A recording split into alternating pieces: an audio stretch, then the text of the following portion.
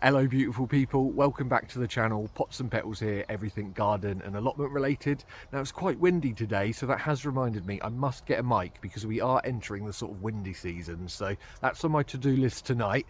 Sorry I didn't get a video out yesterday. I had a few chores to do at home and I also had to pop down to the high street, so I got those done, and then today I want to get as many jobs done as possible. So having a little scout around, the ponds are looking a little bit overwhelmed with some of the green algae and blanket weed. So autumn is a really good time to start cleaning out your ponds as it doesn't affect the wildlife too much. So we'll have a look at the 3 ponds and give those a good clear out. And we've also got the sunflowers, so a few of the sunflowers have taken a little bit of a battering with the wind, so I just want to go and harvest some of the heads so that we know we've got plenty of seeds for next year. And given that it's autumn, there's loads of beds that we need to start prepping and putting to sleep for the winter period. So quite a few little odd jobs to do today, but we'll start with the sunflowers so that we know we've got plenty of seeds. So come on, let's go and chop the heads off those and get them nice and stored. Last weekend we removed a couple of the sunflowers in here, and it has affected some of the stability as some of these tall sunflowers were resting on them. So we've got a few leaning towers of Pisas, but I would like to try and leave these in for as long as possible because I know that they're going to feed the birds over winter. But just to make sure that we get lots of these unusual colours with the reds and the oranges, I am just going to go in and nip a few of the heads off and take them into the shed to dry so that we know we've got all of those colours for next year. Also in the wind, a few of the smaller branches that sort of shoot off have cracked, so I'll collect those and all of those heads will come into the shed as well.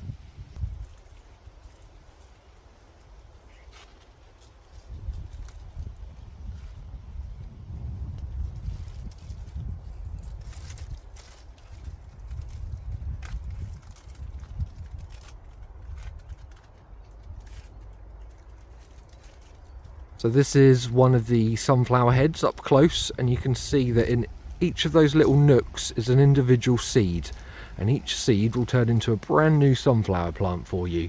So you can keep them in these over the winter period, they'll be absolutely fine, but if not, you can just prise them apart with your thumb. You do have to be a little bit rough.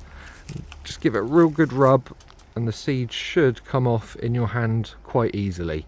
So yeah, I'm just going to chuck these into the shed as they are in a paper bag, and they should dry absolutely fine.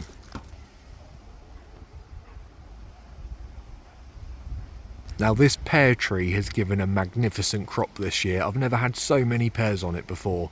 So I'm going to go round and give quite a few of them a try because I've already noticed that a few of them are ready. So don't wait for your pears to ripen on the tree. You want to be picking them when they're quite hard, but all you've got to do is literally just lift them up ever so slightly, and if it comes off easily in your hand, then it's ready to take home. Pears are normally ready to harvest about September, October time, so yeah, we're going to give this a go and see how many we can take home.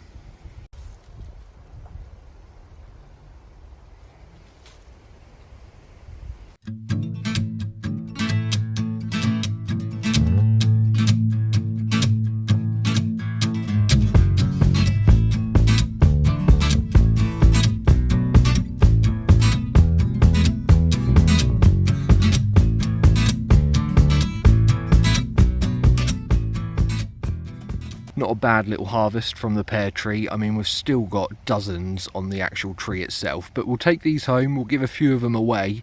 But if anyone has got any good recipe ideas to use up a glut of pears, please let me know in the comments below. We have tried bottling them before, but they didn't go too well. So yeah, any ideas, please let me know guys, because we've got loads. Now I know I said I wanted to leave the green manure flowers because they were feeding so many bees. I mean, the bees are still really loving it. However, I'm noticing seed pods already starting to form, and I really do not want any of this going to seed because we will end up with a bit of a weed problem. So all I'm going to do is just give it a haircut, cut off those flower stems, leave them in the ground, and they should be absolutely fine. Who knows, we might even get a second bloom.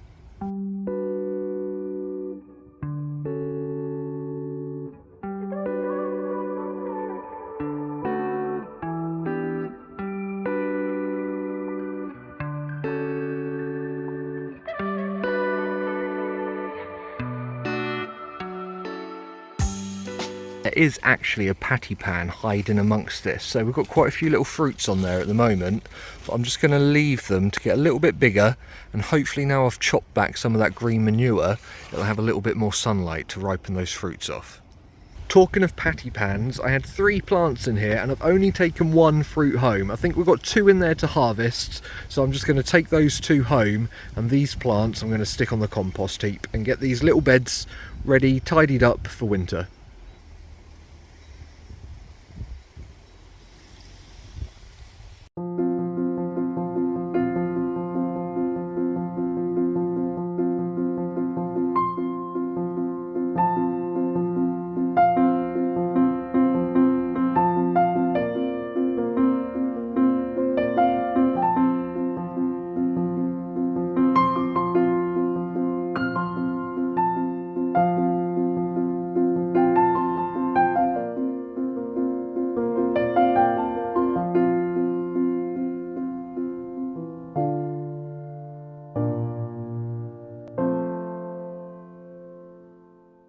This is meant to be the strawberry cage, but it's looking a little bit wild, so I think we better get in here and give it a good old tidy up.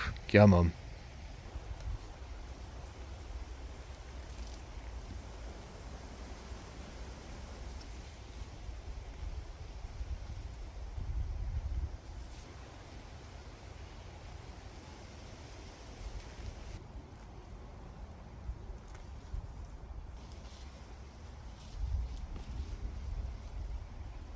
Ta-da! As if by magic, there the weeds gone. Now I have left the runners on the plant, so I'll take you in for a closer look to show you what I'm going to do with those.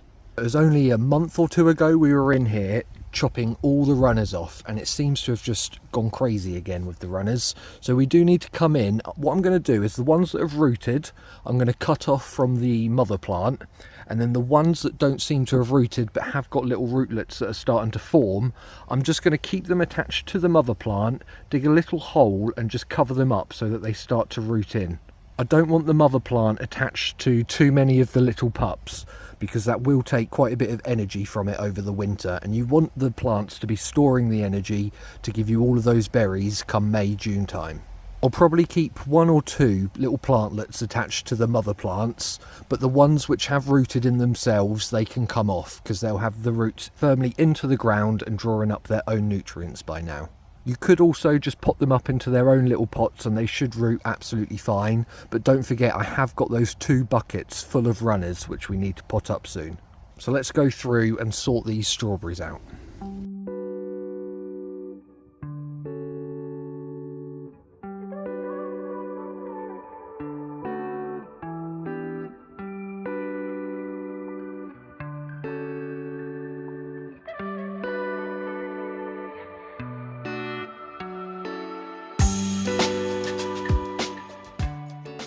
I have been quite ruthless in there today, so it's quite congested over here. You probably want your strawberries to be more like on the left hand side, so they've got plenty of room to grow and they've got plenty of space for those berries. If these get too congested, you will find that you get a lot of slugs and snails and they will get to your berries much faster than you. This guy really has fallen over already, but just look at all of those heads. I don't want to touch it, so I will leave him be for the time being, and hopefully he won't fall over any more in the high winds that we get.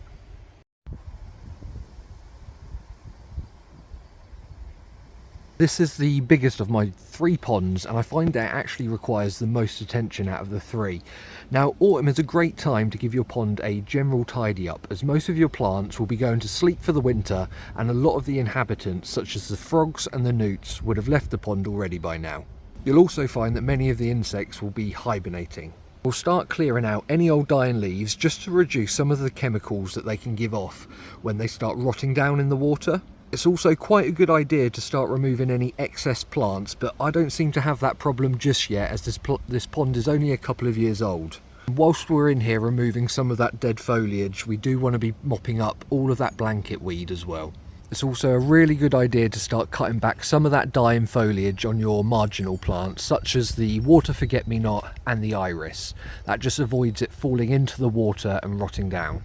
And don't forget that when you're clearing the pond, anything that you pull out, just leave to the side for a couple of days, just in case you've scooped up any little amphibians that might be in there and any little insects.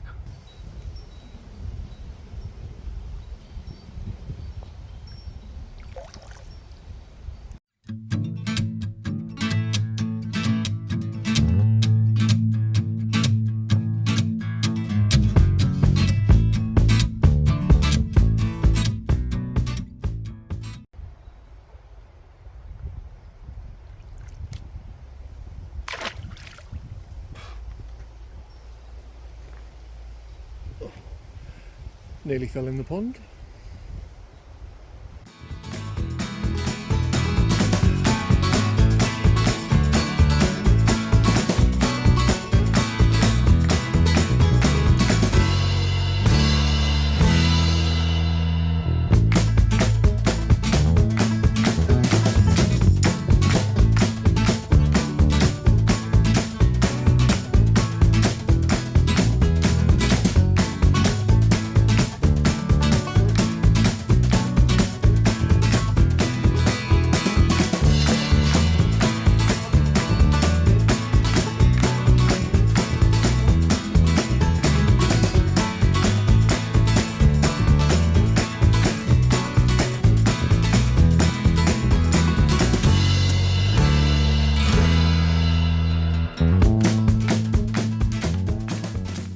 There we go, that's looking a lot clearer now. I'll probably give it one last tidy up before the winter time, but that will definitely see it through for another month or so. I better check on the other two ponds and just see how they're doing as well. This is my diddly pond. It's the first one that I made as soon as I got the plot, and I never have to do anything in here, so it is just all that oxygenating weed.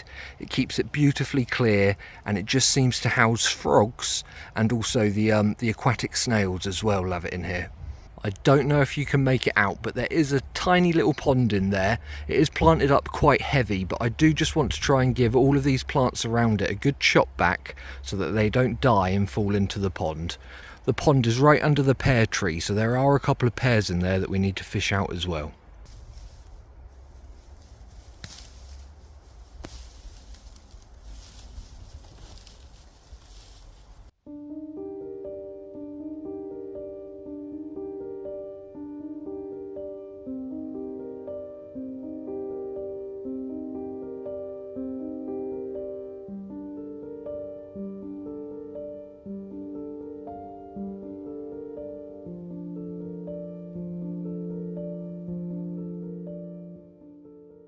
Everything in Hospital Corner is still alive and doing well. Some of it is starting to go to sleep for the winter, such as the buddleia, the hydrangeas. Most of them really are starting to die back, but they'll be absolutely fine. I am going to put them in the poly house over the winter period, just so that they've got a little bit of protection in there. If you remember, this rose we took a cutting from and we snipped it off just down there, and it's already started to sprout lots of new growth. And it's a bit like a tree, this rose, in that it's got a really long tall stem, which is like the trunk, and then up here we've already got loads of new bits of growth starting to pop through. Now, I didn't do much pruning at the top here, I did just leave it, but as you can see, all of those bright red leaves are all new growth, so this is doing absolutely fine, and I can't wait to plant it out next year. So this is the black lace sambuca plant that we got for £4, and all of this new foliage is all new, so it will start to turn a darker purple the older that it gets, but I do believe that in winter all of this will fall back. We have got loads of new sprouts of foliage starting to show, so this should put on quite a bit of growth in the new year. Here are a few of the strawberries that we potted up. It looks like a squirrel's been in here and popped a walnut in there, but that seems to be fine. There is a bit of new growth in there, so these will be planted up in the new year into one of the beds. And these are the coreopsis. So we had one big plant and we managed to split them into 3 separate plants, and they've all started to send off all these beautiful blooms that should pop in the next few weeks. So yeah, they're all definitely living, and they will be stored in the poly house just over the winter. So I don't think I've ever let this bed get quite so messy before. We've got a fallen sunflower, we've got beans drying all over the place, but there are quite a few squash in there. So some of them are probably ready to harvest, but I think the butternut squash probably needs a little bit longer. So this is a uchiki curry, and this is definitely ready for harvesting, but I will leave it on just to ripen a little bit longer on the plant. Now, the way that you know when your squash is ready, so if you've got fingernails, I don't really, but if you push them in and if it doesn't really leave much of a mark and just an indent, they're definitely ready, and it means that their skin is starting to thicken up quite nice for you. Another good way to know is that the stem here will start to turn to a cork-like material. So as you can see, it's starting to die back quite nicely. So this is a Maria di Choggia, and although the skin is starting to harden up, I think it could do with a little bit longer just for the sun to ripen that off. So we'll give it another couple of weeks for this one. So down here we've got the butternut squash, and as you can see, they're still a little bit green, so they're not quite ready. Once they start to turn that warm beige colour, that's when you can start harvesting them off.